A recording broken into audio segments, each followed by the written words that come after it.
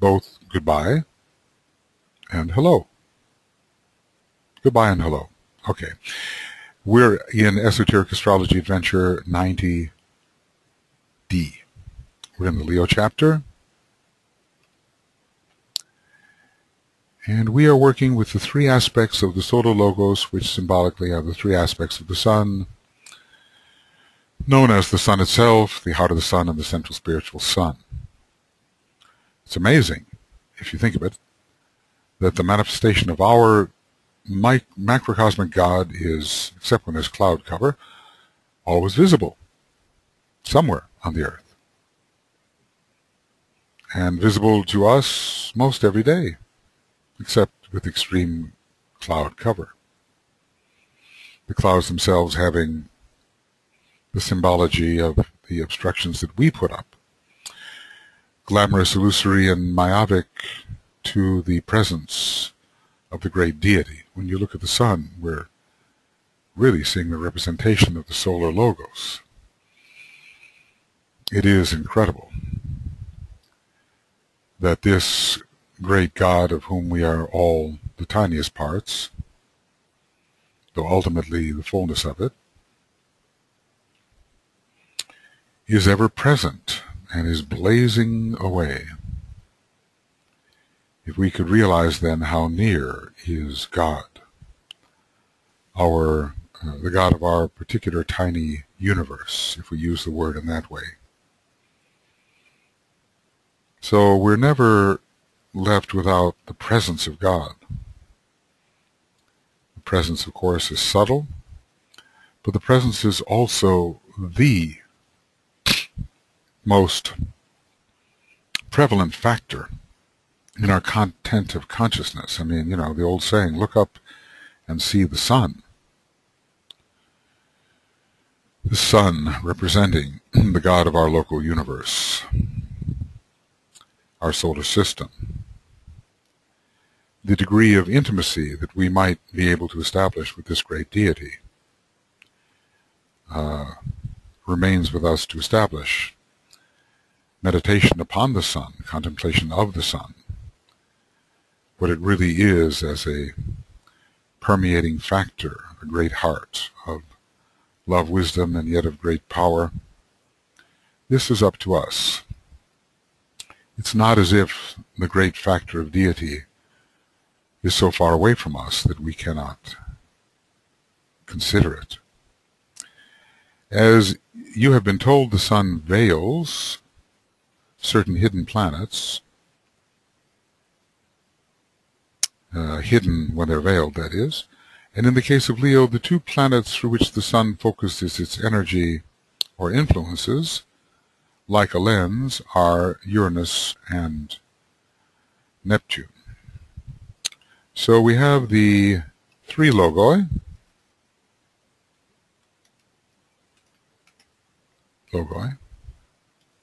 Those of the sun, let us say, of Uranus and Neptune, or Neptune and Uranus. The heart of the sun, which is the soul nature of the sun, sometimes called the subjective sun, but sometimes it may be that the subjective sun is meant to be solar logoic consciousness within its own subtle bodies, which are lower in a way than its soul nature. That has yet to be clarified. The heart of the sun employs Neptune as its agent,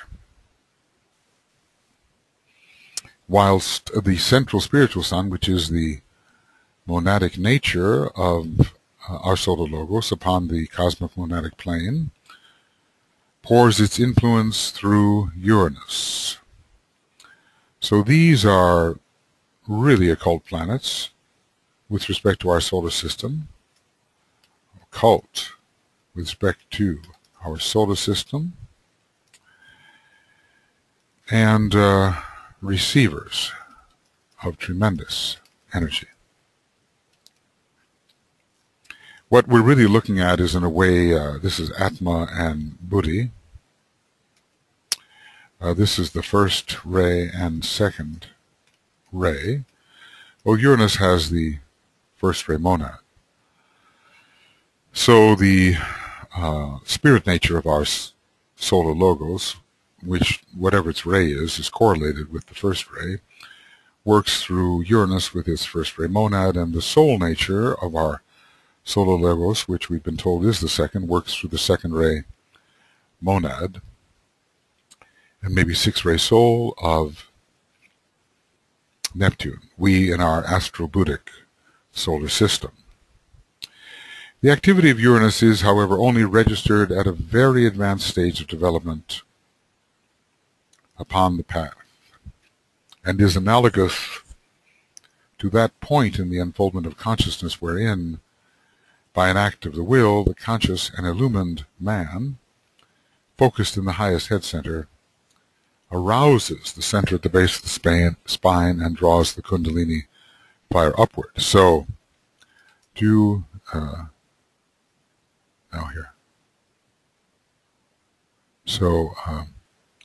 we mean then the fifth initiation?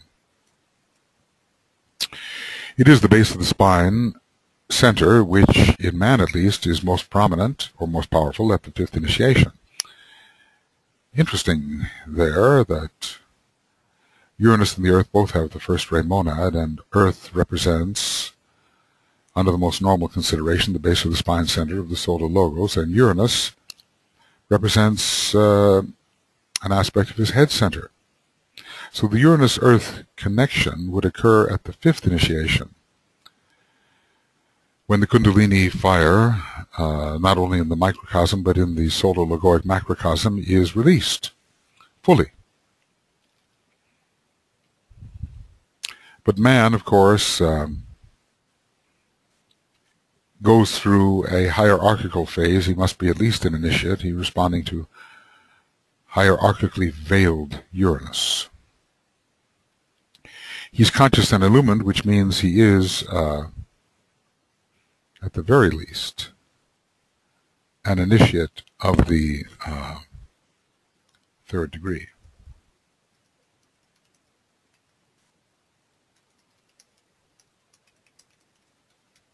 At the very least, he is that. So we must be at minimally high initiates if the Uranian effect is to come in post-third degree, and maybe from what the Kundalini, I suppose, begins to activate at the third degree, but at the third degree, it's really the Ajna center for man that is prominent, most prominent. Fourth degree, it's the heart, and then, interestingly enough, not so much the crown center, but the base of the spine center at the fifth degree. So that's kind of a Uranus-Earth relationship, both of them having the first ray monad. So he's focused in the highest head center, and he arouses the center at the base of the spine, I suppose also using the Ajna center to do that arousal, and draws the Kundalini fire upward. And this would result, if it is the fifth degree we're speaking of, in what is called the revelation. Now, it is possible that there will be in our solar system such an alignment between the solar logos, the logos of Earth, and the logos of Uranus, that the fifth degree of the solar logos can be taken in this solar system. DK holds that out to us as a possibility when he discusses the matter in Cosmic Fire, though it may end that we only take the fourth degree. Even for the solar logos, though there is a possible destiny, there is not necessarily a guaranteed destiny. I guess that's what keeps it interesting. So both of these are will planets. Actually, when you look at Uranus, Pluto, and the Earth, they all belong to the will, at least in one of the phases of Pluto, and one of each of these phases of all of the planets. So making a broad and consequently somewhat inaccurate generalization, it might be said that this process is followed upon the three crosses. see if we can find the ways in which DK may be deviating from exact accuracy in order to make the point. But upon the mutable cross, it is the physical sun and its influences which affect the man.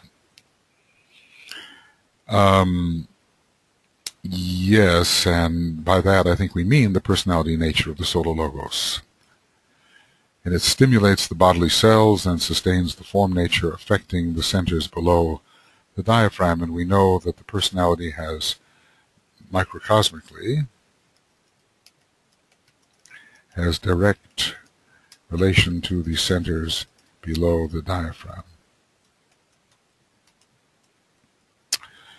So the physical sun, yes, but let us not forget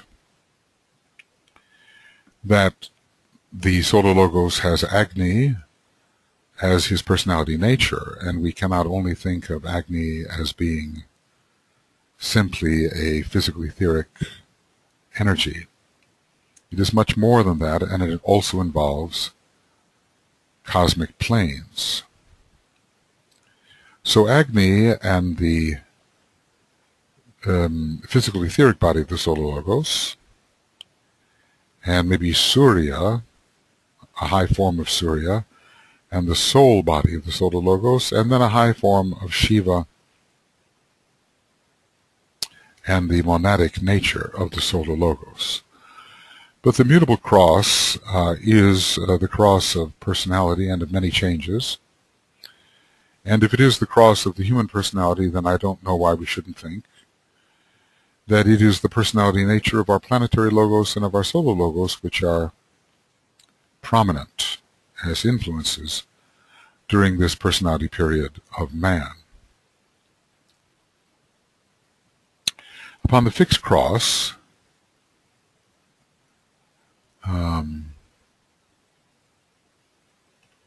it is the heart of the sun which is called into activity. But it's certainly also the soul nature of man which is called into activity, and which pours its energies through Neptune upon the man. Now, you know, this is a place on the mutable cross where we might question whether for the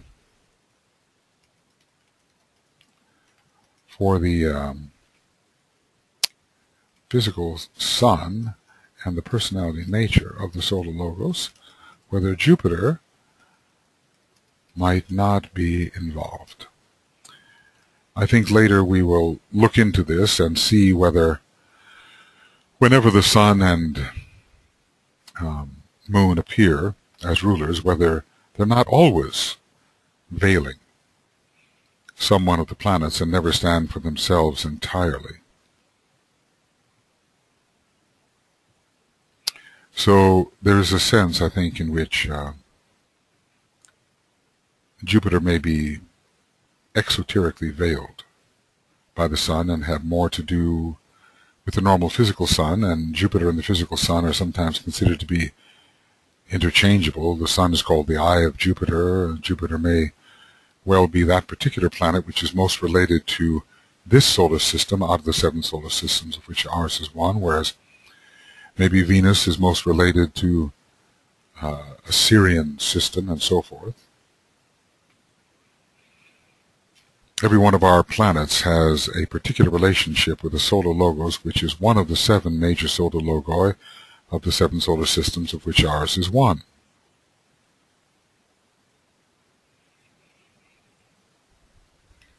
So anyway, bodily cells. Now, you know, the fact that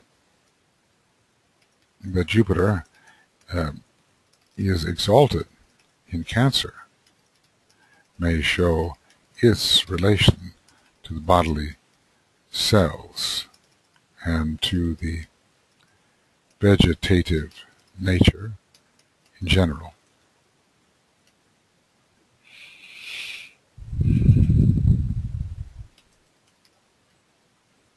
Well, upon the fixed cross of the soul is a reflection of the heart of the sun, also a reflection of the planetary heart. Whether we receive these energies directly, of course, is a question. We receive them from the soul, and maybe the soul, or the solar angelic nature, or the soul of man upon the higher mental plane receives them more directly. But there are probably many links in this transformational chain of descent. Upon the fixed cross, it is the heart of the sun which is called into activity, and which pours its energy through Neptune upon man. These stimulate and affect the heart, throat, and ajna centers. So it must be that Neptune is closely related to the solar angels and to the soul nature of man on the higher mental plane, increasingly informed as it is by Buddhi, which Neptune rules.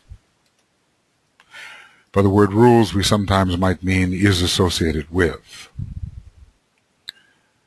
But Neptune can control or condition. It can control something ruling, can control that which is lower, and can condition the flow of that which is higher. So when something rules, it can control that which is lower and condition the flow and quality of that which is higher. Trying to get to the bottom of this idea of rulership, because it's a two-way street. It is perhaps like Leo, designating a factor found in a superior position, but it can also designate a factor found in an inferior condition, as when Mars rules Aries. Obviously, the Lord of Mars is far inferior to the Lord of Aries, and yet Mars rules Aries, so thus conditions the flow and quality of that which comes from Aries. Reduces, you would say, and transforms that which can come from Aries, and so the Aries energy does not reach in any direct form, but is modulated and transformed along the way by a lesser Lord. So anyway, heart, throat, and ajna center, we can call these soul centers. They are all super diaphragmatic, and one of them is found in the head. So Neptune is relating to the solar flames, yes, most definitely. And this should be number 2. Well, now what about the Cardinal Cross? Upon the Cardinal Cross, it is the central spiritual sun, the monadic nature of the sun, which is called into play. Of course, that's very high, the monadic nature of the sun. Probably we've seen the chart on Cosmic Fire, page 344, chart 5. And can that actually be reaching down? I mean, you know, our solar logos is not even a soul-infused solar logos. It's not an initiate of the 3rd degree cosmically considered. But anyway, it is the central spiritual sun which is called into play, and Uranus is then the distributing agency, and the head center becomes the center in the initiate's body through which direction and control come. Always direction and control comes from one center or another.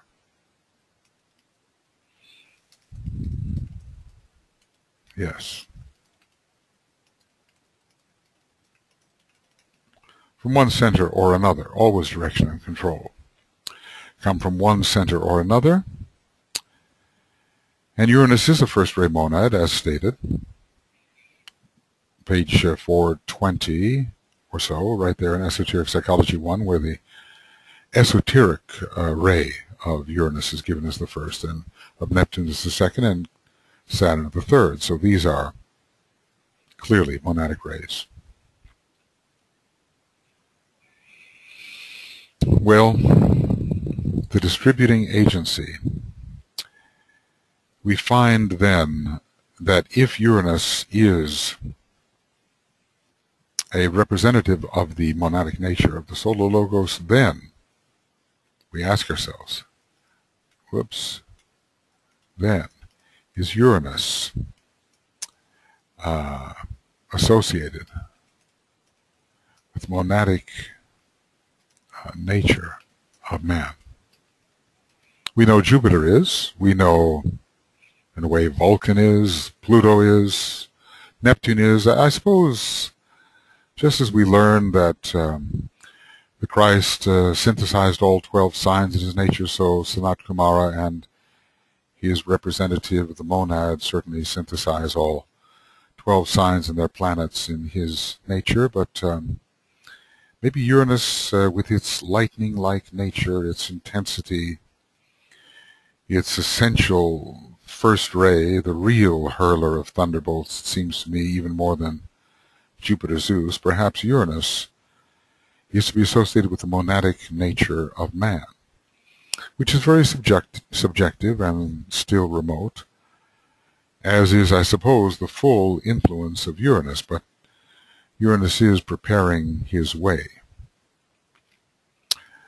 So it's not exactly so that the central spiritual sun per se impacts man from the third degree onward, but by a certain line of transmutation and reduction, what are originally the energies of the monad of the solar logos do reach man by his own monad, just the way the soul energies of the sun reach man by his own soul. But what we really have to think of is our own microcosmic system as the sources of these superior energies, and then perhaps we think that in some way these superior energies are stimulated by the monad and soul of our planet, which is in turn stimulated by the monad and soul of the solar logos.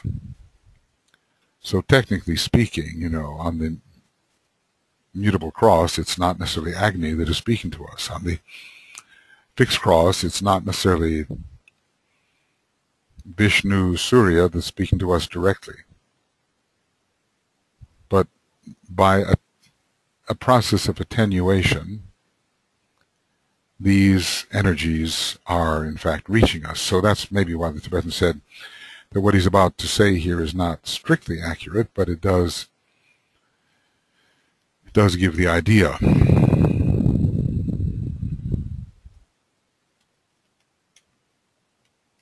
Discovering misspelled words and so forth. I guess going along this way, maybe I'm doing a bit more writing now than I was before. It's certainly possible to talk fast and to talk ongoingly, but maybe when things are put down with words, it slows the process down a little bit and makes it more assimilable. Maybe makes it more accurate too, because when my own words are slowed down a bit, I may be engaged in a process which has greater accuracy than when they just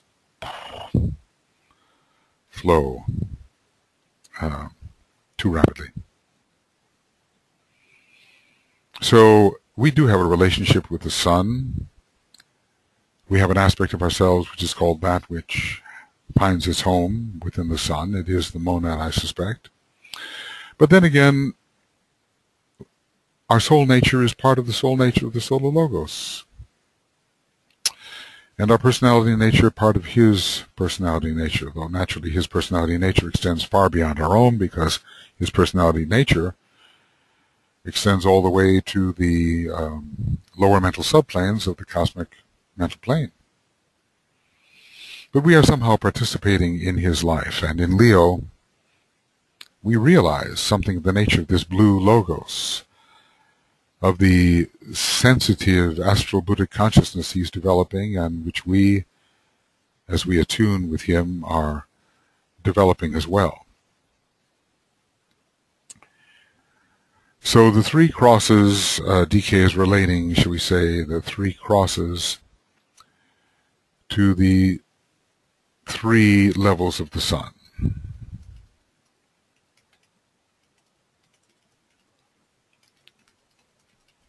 Whoop. Whoop, whoop, whoop.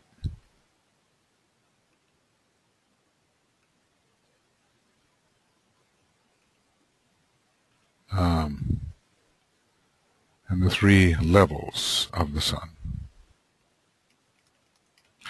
In connection with the Mutable Cross, the rays of the sun, this is the place. This is the place where the association of Leo with Jupiter is really emphasized. It is page 297, so let us note this page.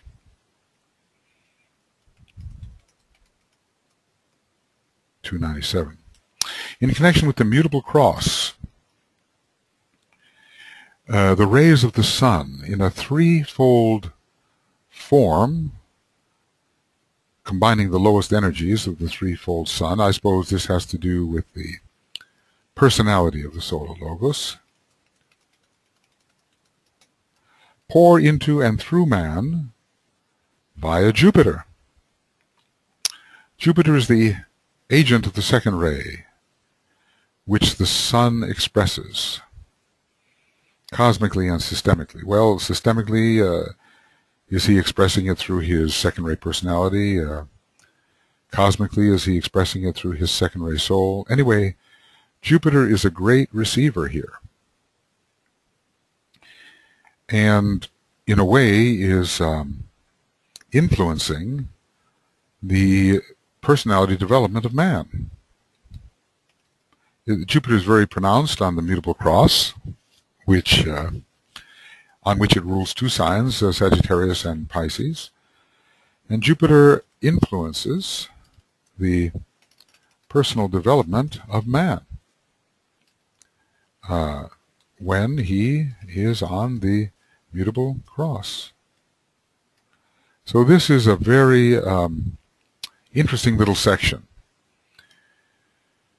which tends to say, look, it's not the sun per se. The sun is always active, and with respect to all signs, and maybe especially with respect to Leo, but there's always going to be a planetary surrogate, substitute, for one of the luminaries. We know that the moon doesn't have any radiation of its own, and that energy is really reaching sort of via the symbolic moon from Vulcan, Neptune, Uranus. Now here we have Uranus and Neptune representing two aspects of the sun. It looks like Jupiter represents the personality nature of the sun.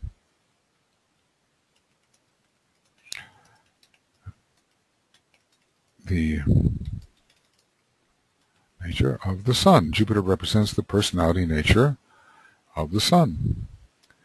And so in a way it appears that the most exoteric sun veils Jupiter.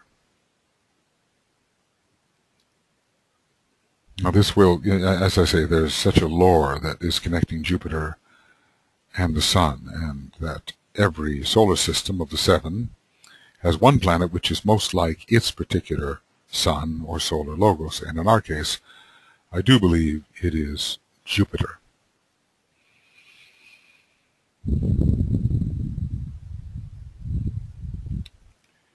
So our personal growth, the development of the sensitive factor in our personality, is promoted by Jupiter, brother of Neptune. And I suspect both of them the sons of Uranus along with Saturn. The Greek mythology will have to enter in here. Hence the triple relation of the sun to Leo, which is unique in our solar system. And hence the importance of the triangle which controls the man born under Leo, the sun, Uranus, and Neptune, not in that order. Uranus is the first ray planet, Neptune the second. It's more like the sun / Jupiter, and then Neptune and Uranus. The energy of Leo is focused through the sun and is distributed to our planet via the sun and the two planets which it veils. But let us not forget what he just said.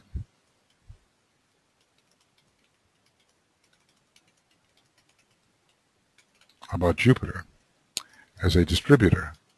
What did he say?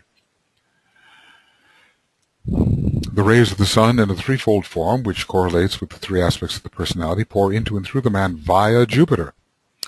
Jupiter is the agent, that lesser representative of a greater, the agent of the second ray, which the sun expresses cosmically and systemically. So the energies of the Mutable Cross, which seem to nourish all of our subconscious life, or our subhuman life, are coming via Jupiter, and Jupiter does have much to do with the vegetative cellular structure of man. Not so much with its mineral nature, but more with the vegetable kingdom, I think.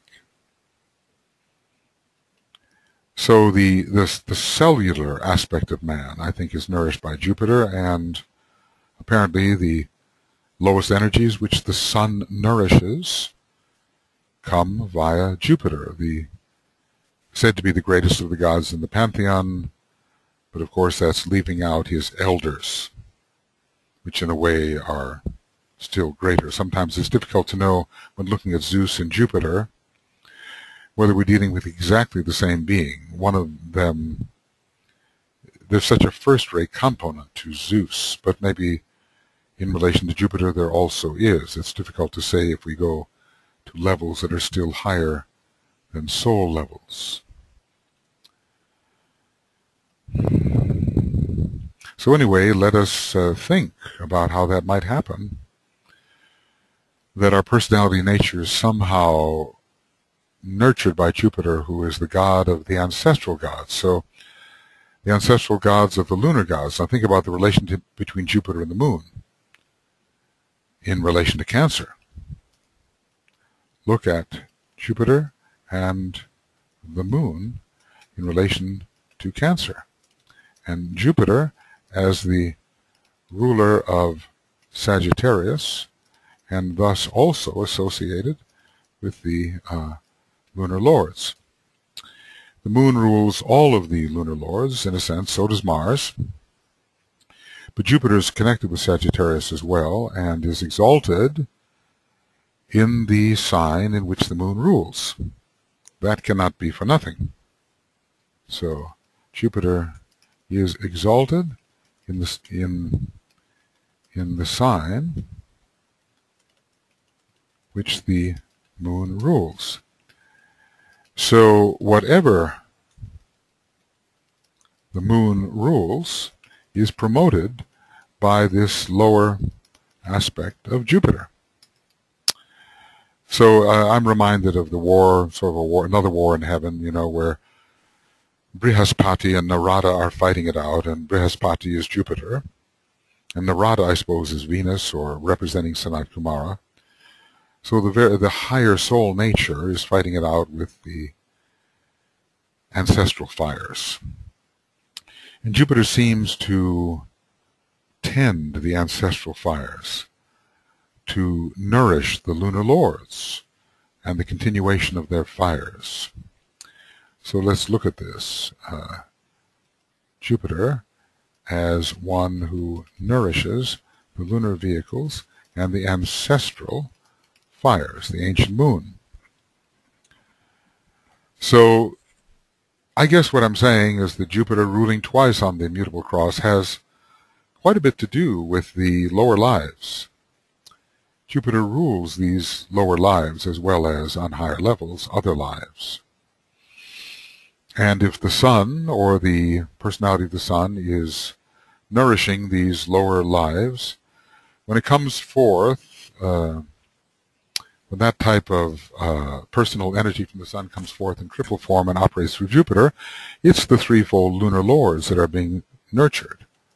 The threefold lunar personality with the three elemental lords is being nurtured by the sun via Jupiter. So this is one of the lower functions of Jupiter, and when it's exalted in this planet, in this sign which has so much to do with the anima mundi, namely Cancer, we begin to see that the thought of Jupiter being the exoterically veiled planet by the Sun may not be so far-fetched. I guess what we have to establish is whether it's ever legitimate for the Sun or Moon to be the true ruler of any sign, but whether the conduits that they use or that which they veil have to be considered. And then we have to look at the decanates. Now, in all the fire signs, it's always a combination of Jupiter, Sun, and Mars.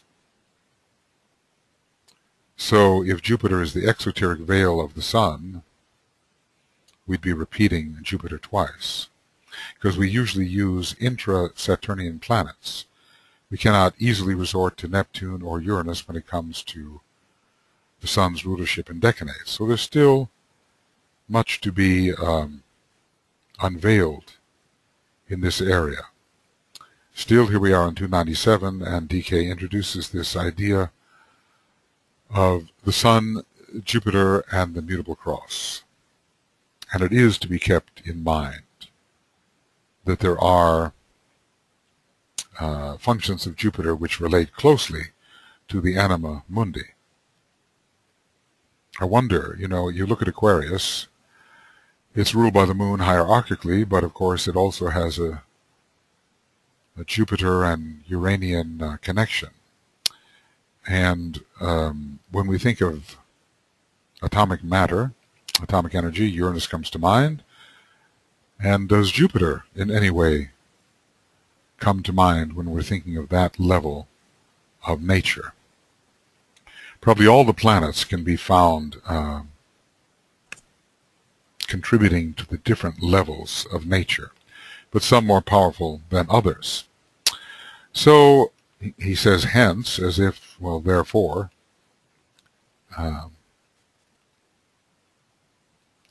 hence the triple relation of the Sun to Leo, which is unique in our solar system. Well, we might almost say the triple relation of the solar logos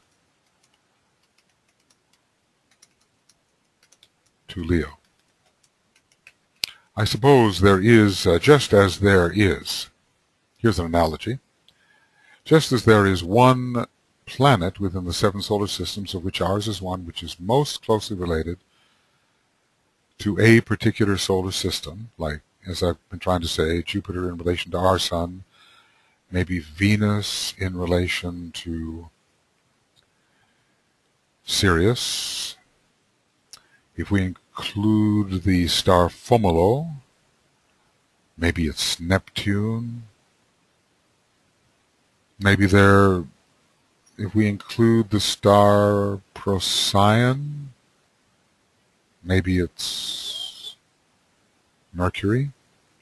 Anyway, these relations have to be thought through and speculated. So if there is one planet in each of these 7 solar systems most related to the Sun of that system, the others being related to the suns of the other 6, then perhaps in the 7 solar systems there is one Sun most related to one of 7 major constellations. If we have 7 solar systems of which ours is one, do we also have 5 non-sacred solar systems? Do we have a 7 and 5 just the way we have planets at the moment, 7 and 5, and in the zodiacal circle, it's already been hinted at, do we divide the circle into 7 major, 5 minor, with 7 being, let us say, at the moment sacred constellational, zodiacal constellational lores, and 5 being non-sacred? Anyway, it looks like our solar logos, which is a non-sacred solar logos, is related most to the Lord of the constellation Leo. To which of the zodiacal constellations would Sirius be most related, or Procyon, or Altair?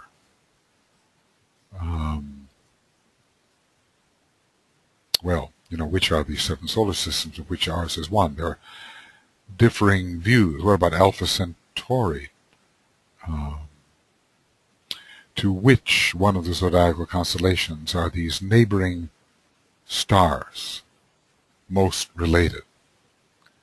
This would take us into a interesting speculation that would raise us from the planetary to the solar logoic to the constellational level, and would involve divisions of 7 and 5, sacred and non-sacred. It always impresses me that in music, our normal scale that we use here in the West is divided into 12 parts, 7 white keys, 5 black keys. Not to say that in music the black keys are necessarily less sacred than the white keys, but there's a 7 and 5 division. And you begin to wonder, planetarily, solar logoically, constellationally, galactically, if this 7 and 5 is somehow holding up.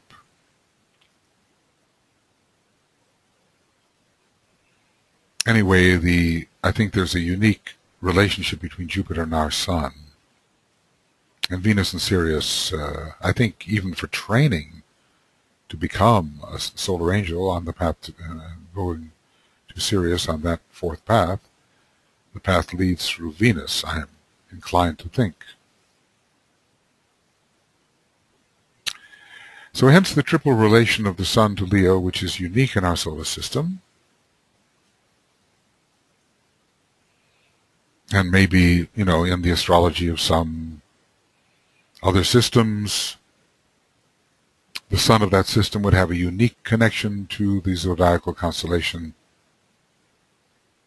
to which it was most related, and which it may be ruled in a triple manner. This is, speculation, of course. And hence the importance of the triangle which controls the man born under Leo, the Sun, Uranus, and Neptune. Don't know why in that order, except that in a way Uranus comes first and is closely related to our Sun. It's even interesting in terms of the axis of Uranus. It seems to bow towards the Sun, and the axis is below the 90-degree mark. So it seems to incline its head center towards our Sun. But anyway, maybe Neptune is an even more important planet in the secondary solar system, though we're told that Neptune, which in its distance from the Sun doesn't conform to Bode's law, may not belong to our solar system at all. But what does that mean? I mean, so often it's the second-ray factor that is removed eventually. It's like the astral plane is, in a sense, removed between the mental and the etheric physical. And the soul body, through its destruction, is removed when spirit and matter, spirit and body, unite. Is Neptune some kind of solar angelic factor on a planetary sense, which is a visitor, and which is removed at a certain point? Removed from the relationship of the first and third aspect of Uranus and Saturn? Anyway, the energy of Leo is focused through the Sun and is distributed to our planet via the Sun and the 2 planets which it veiled. But let us not forget what DK just said about Jupiter as the distributor. It's almost like he said something, but doesn't want to overemphasize it. He's dropped the hint. If we get the hint, then well and good, and if we don't, well, he's not going to overemphasize it for us. Neptune being the sign of the deity of the waters, whether it's Varuna or his 2 higher correspondences or prototypes, is related to the 6th ray, which governs the astral or emotional plane of desire. Also cosmically, Neptune in relation to the cosmic astral plane. The 2nd ray, monadic nature of Neptune, is not here emphasized. It's the 6th ray part. When Neptune is thus active, in the advanced Leo subject. It's got to be advanced, and then we'll learn what advanced means. Then emotion, desire have been transmuted into love aspiration. Well, one thinks of Taurus, normally subject to desire, but at a certain time becoming that energy which offers the highest form of aspirational idealism. Then emotion, desire have been transmuted into love aspiration and are dedicated, those are Neptunian 6-ray words, to and oriented to the soul. I mean, there's a strong one-pointedness of desire in Neptune, which we sometimes don't recognize. Strong one-pointedness of desire in relation to Neptune, yes. Neptune, well, let's put it like this. Neptune is a planet of longing, and when you long, you don't exactly long in all directions. Well, perhaps some do, but usually it's a much more targeted or focused direction of energy, a beam of energy. So Neptune also has direction. It's not all vague and diffusive, meandering. It can be a concentration of the stream of aspiration in a specific direction. So for the higher or advanced Leo subject, how high, maybe a second degree initiate or so, then emotion, desire have been transmuted, and that's a Uranian word and a Venusian word, into love aspiration. Now that's, it just struck me as I looked at love aspiration. This is ray 2 and ray 6, the monadic and soul rays of Neptune. Interesting. And are dedicated to and oriented to the soul. The entire emotional or sensitive nature is responsive to the energies coming from the heart of the sun, but coming through the solar angels and through its own egoic nature as transformers.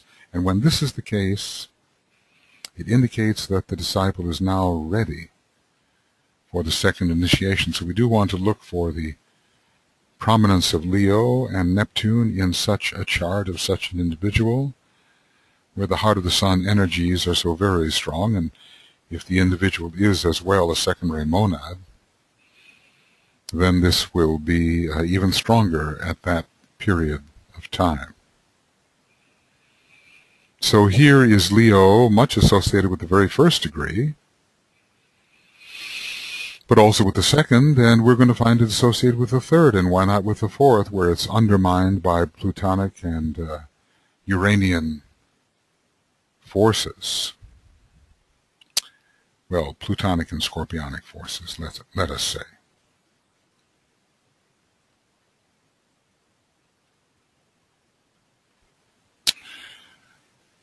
So the second degree, and well, you can just imagine certain astrological combinations which could yield this. Imagine Scorpio with Leo together, heart of the sun energies, Scorpio providing the tests and trials leading especially to the second degree, but really to all 3 degrees.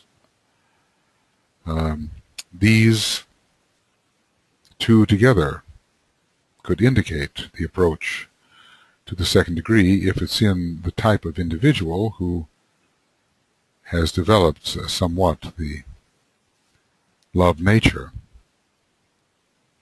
So the end or the death of desire, of the normal emotion, comes in at the second degree, and instead love aspiration or movement towards illumination, which Scorpio represents. I mean, it would be possible to put together sample charts,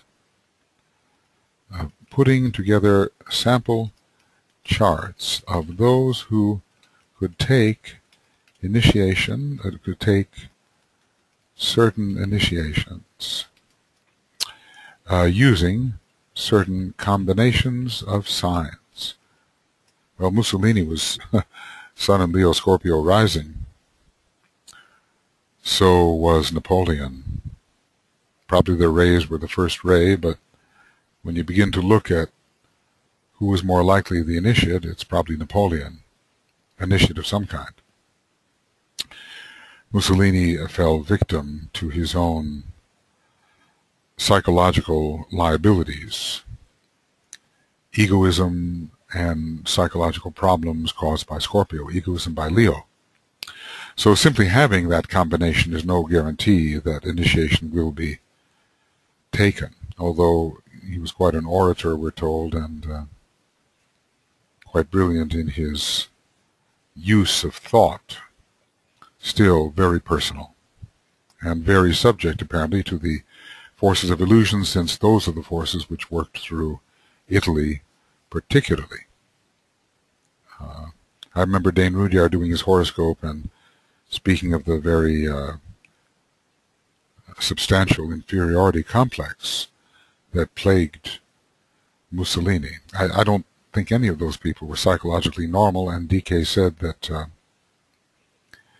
by the time that the dark sponsors had removed themselves, sensing the futility of the operation, none of them, at least in Germany, were psychologically normal, meaning I suppose they were sick psychologically.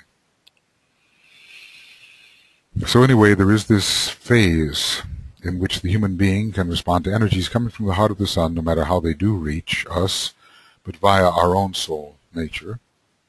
That seems to be the conduit. You know, and via the second person of the Trinity, and via the planetary heart, many vias, I think. So this orientation is brought about by what is called the sublimation of the influence of the moon, which is, as you know, the mother, symbolically speaking, of the form nature, and reflects the sun, or Father Nature. Here we have the two rulers of Cancer, which are the moon and Neptune. But one of these rulers, Neptune, is also an esoteric veiled ruler of Leo. So this orientation towards the second initiation, sublimation of the influence of the moon, but what happens? What happens to the moon at the second degree and in relation to Scorpio? The moon falls. So desire of the normal kind dies and is transformed into love, aspiration. So the influences of the moon are raised up, reoriented. The elemental nature begins to rise towards the Devic nature. There is transformation and etherealization of the vehicles. Neptune, I think, is a very refining energy, and it gives to the matter of the various vehicles wings, at least when its fiery nature is involved, because Neptune is, in a way, the home of the solar flames. It's not just a watery planet, it has a fiery aspect to it. So the normal earth-bound influences of the moon are etherealized by Neptune, and the emotional body with which the moon is strongly related is uplifted into love aspiration. So this is called the sublimation of the influence of the moon, which is, as you know, the mother, symbolically, of the form nature and reflects the sun or father aspect. Well, it looks like Neptune is also reflecting, in a way, the sun or father aspect, or at least it's reflecting the soul nature of the solar logos. I suppose, in a way, the solar logos is our Father in heaven, even though it has a largely second-ray expression. The above statement is exceedingly occult in its significance, so he's arresting our attention, stop here and saying, okay, what does this really mean? The form nature of the lives that compose it came from the moon chain. Eventually they must reflect the solar nature, which is to be prominent in our solar system. They must reflect it more successfully, more translucently, more transparently. So it's either the Sun-Moon, or the Sun-Neptune we are dealing with. And the Sun-Moon suggests, well, if I can look at it this way, Sun-Moon represents the relation of the personality of the Solar Logos to the Anima Mundi, ruled symbolically by the Moon. The Sun-Neptune conveys the soul nature of the Solar Logos and brings the soul into a dominant position relative to the lower realms ruled by the Moon. Well, that is not to say that we have necessarily struck gold here or revealed the truth of this exceedingly occult significance. But we do know that when you look at the two aspects of Cancer, the Moon is more the physical part and Neptune related to the emotional Buddhic part, we might say. And the emotional nature is tied in with the soul. The soul reflects itself in the emotional nature, just as the personality in the physical nature. So there's an uplifting of the astral body at the second initiation, Neptune being one of those planets which particularly rules the second initiation. And it's almost as if one can be open to the baptism by fire emotionally, and not just by water. See, we're learning that Neptune is both watery and fiery. It's the repository of the solar flames. So esoterically speaking, you have the emergence of an interesting triangle of force which affects the Leo subject, the Sun, the Moon, and Neptune, because the Moon is to reflect the Sun. It's not a ruler of any decimate particularly, but it represents a field of energy which must reflect the Sun. And it's almost like Neptune is the mediator. Sometimes I might think that the Sun was the heart, the Moon was the solar plexus, and Neptune was the elevatory mediation between them. Sun, heart, Moon, solar plexus, Neptune, the bridge between.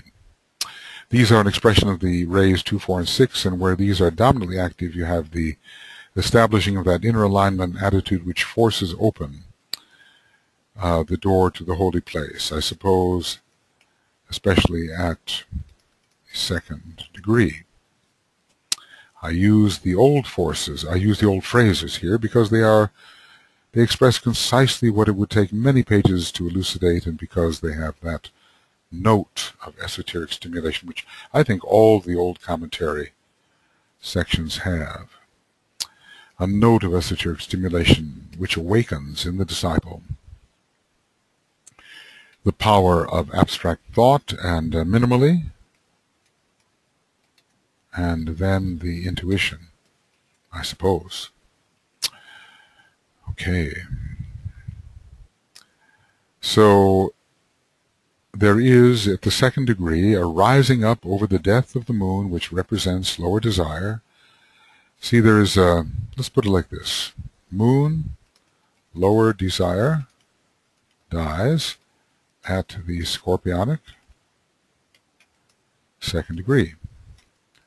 Neptune, higher desire, lifts the astral body until it becomes responsive to the love of the soul and the the soul and the influence of the Buddhic plane. And then there is the Sun itself, which stands for the soul principle emerging in power. A soul, Sun, as the soul reflected in the lower matter, and represented by the Moon, and also reflected in the calm emotional nature. So, Sun, Moon, Neptune, an interesting combination of Leo and Cancer. Because the two rulers of Cancer are right there, aren't they? Plus the triple Sun. So this is the way via Neptune that the Sun and Cancer are related, and the Moon undergoes a particular training for reflection in Leo. Okay, friends, we are at that point. Yes, we are. So this is the end of Esoteric Astrology 90D. Page, as always, something. Page 298. And we hope to begin with Esoteric Astrology Adventure 90E, page 298. So I will at once say goodbye for section D, and then hello for section E. We'll see if the day permits further discussion here. It really is fascinating dealing with Leo. We're really dealing with the major stimulation of consciousness and with the levels of identity that we have to recognize as our own,